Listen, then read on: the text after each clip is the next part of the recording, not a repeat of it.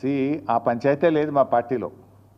నేను చాలాసార్లు కూడా చెప్పాను, మీరందరూ కూడా చూసింటారు. ఒక్కసారి కాదు, కొన్ని వందల సార్లు చెప్పి ఉంటాను. ఇవాళ కేసీఆర్ గారు మా పార్టీ అధ్యక్షుడు. ఆయన యొక్క ఆదేశాలను తూచా తప్పకుండా పాటించే ఒక క్రమశిక్షణ కలిగిన కార్యకర్త హరీష్ రావు అని చెప్పిన. ఇది బహుశా వందల సభల్లో చెప్పిన, టీవీ డిస్కషన్స్లో చెప్పిన, ప్రెస్ మీట్లలో చెప్పిన, చిట్చాట్లో చెప్పిన, అనేక సందర్భాల్లో కూడా చెప్పిన. సో మీరు అన్నట్టు కేటీఆర్ గారికి నాయకత్వం అప్పచెప్తే స్వాగతిస్తాను.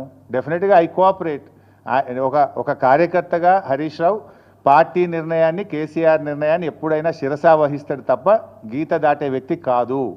ఇది నా 25 ఏళ్ల రాజకీయ ప్రస్థానం చూపిస్తుంది. 25 ఏళ్ళ నుంచి నేను బీఆర్ఎస్ పార్టీలో ఉన్నాను. పార్టీ జెండా పుట్టుక నుంచి ఈ రోజు వరకు కేసీఆర్ గారి అడుగుజాడల్లో వారి సూచనలకు అనుగుణంగా పనిచేసేటువంటి ఒక కార్యకర్తగా హరీష్ రావు పనిచేసిండు, రేపు కూడా చేస్తాడు.